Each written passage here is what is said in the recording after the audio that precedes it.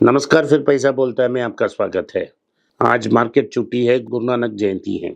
आप सबको मेरे और मेरे टीम की गुरु नानक जयंती की अवसर पे आपका मेरे साथ शुभकामनाएं। आज मार्केट बंद है तो कोई डेवलपमेंट नहीं है, लेकिन चेन्नई में मार्केट्स ओपन था, गोल्ड मार्केट्स।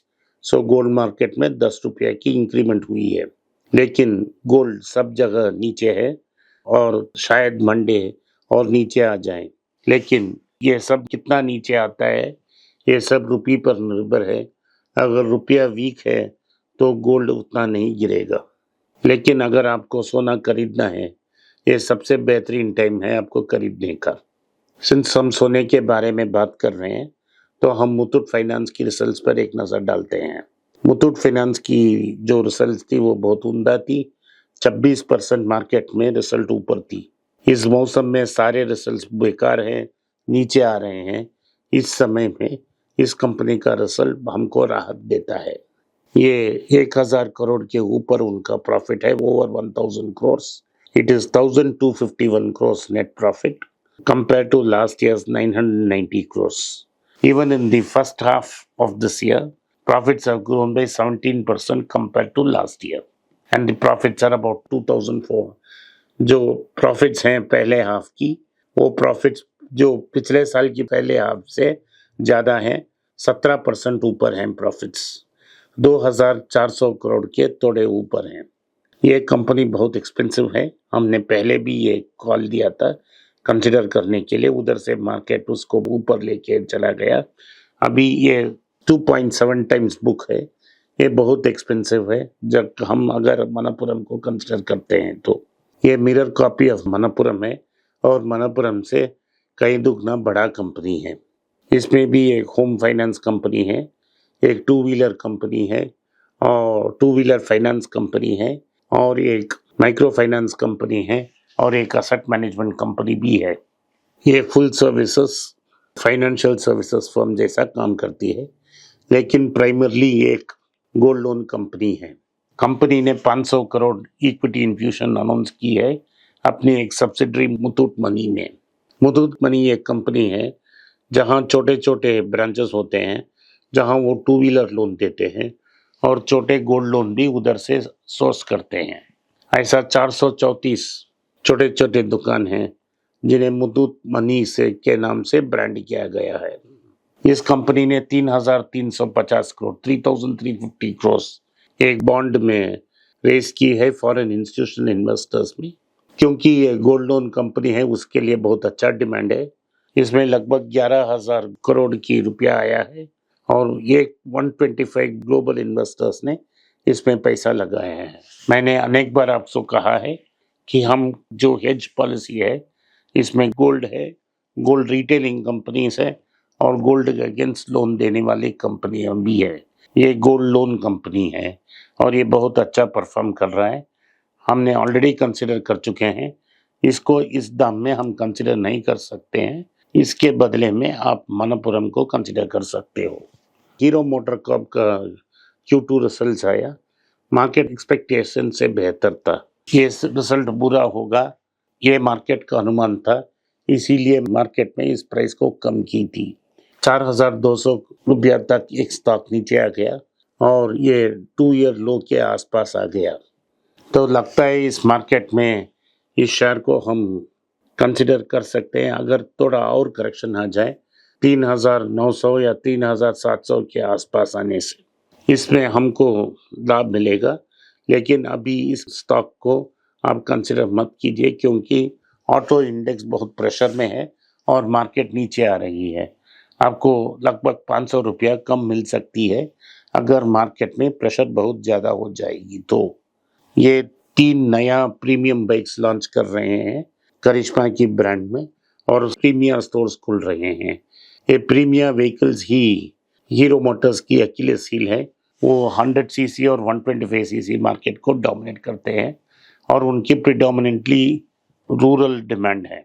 इस साल उन्होंने इस क्वार्टर में उन्होंने 17 लाख व्हीकल्स बेचे हैं, 2.5 लाख व्हीकल्स एक्स्ट्रा।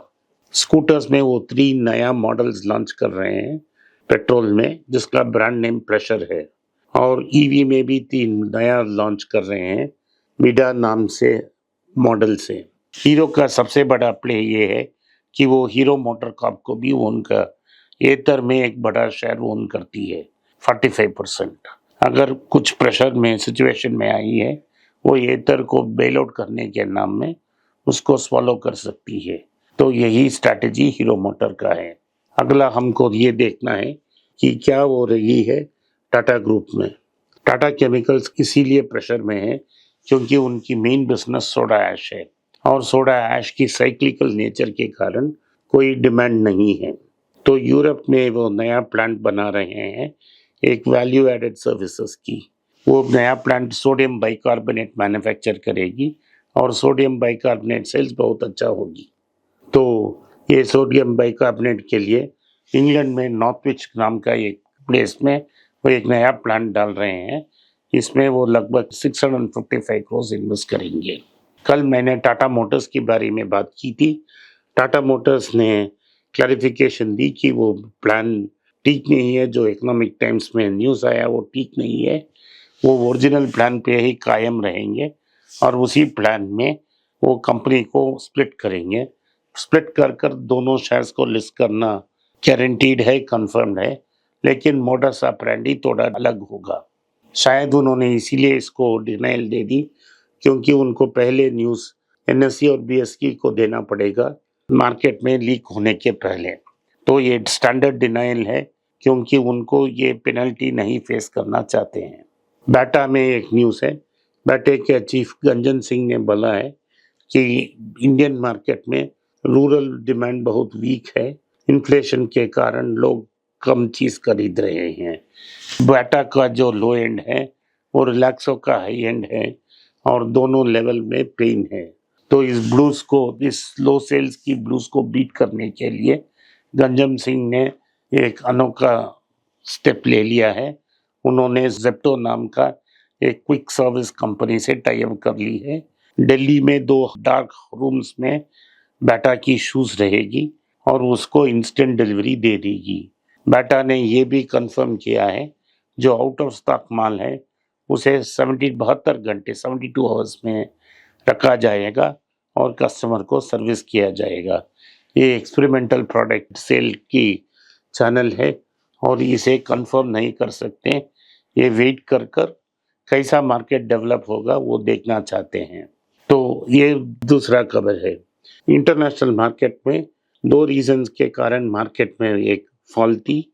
सारी अमेरिकन मार्केट्स करेक्ट हुई। इसका पहला कारण ये है कि जेरोम पॉल ने बोल दिया है कि अगर इकोनॉमी स्ट्रांगली मूव हो रहा है तो अनेक रेट कट्स का कोई गुंजाइश नहीं है, वो रेट कट्स नहीं कंसिडर करेंगे। तो और दूसरा है ट्रम्प की जीत के बाद 5 दिन लगातार मार्केट ऊपर जा रही थी, एक ब्रीदर लेना चाह रही थी, वो ब्रीदर कल उन्होंने ले ली। जापान में जो सेकेंड क्वार्टर की ग्रोथ थी 2 क्वार्टर की नेगेटिव ग्रोथ के बाद वहाँ एक पॉजिटिव ग्रोथ हुई और 1 साल में भी ग्रोथ पॉजिटिव रही। तो बैंक ऑफ जापान ने ये कह दिया कि इकोनॉमी ठीक ठाक चल रही है और वो इंटरेस्ट रेट्स की इंक्रीज करना जारी रखेंगे और 2025 के अंत तक उसे 1% तक लेके जाएंगे। लेकिन मार्केट ने उसको विश्वास नहीं किया। मार्केट ने डॉलर का दाम ऊपर गया, येन का दाम नीचे गया और 156.25 येन टू $1 तक येन पहुंच गया है। अगर 3-4 येन और नीचे आती है तो गवर्नमेंट इंटरवीन करेगी। यूएस मार्केट्स वीक थी लेकिन जापानीज मार्केट्स ये डिप्रिसिएशन के कारण बहुत स्ट्रांग थी। ओला में भी एक न्यूज़ है। ओला के against bureau of Indian standards ने एक इंक्वायरी शुरू कर दी।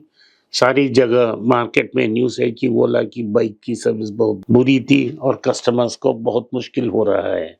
तो फाइनली गवर्नमेंट की agency bureau of Indian standards ने जो नींद निद्रा में थी वहां से जाग ली और जांच करना शुरू कर दी। ओला की भाग्य बहुत अच्छी थी कि आज मार्केट क्लोज है। अगर न्यूज़ और बुरा हो जाएगा तो मंडे में ओला में करेक्शन देखने मिल सकता है। 76 रुपीस में आईपीओ होने वाला लॉन्च किया था ओला ने।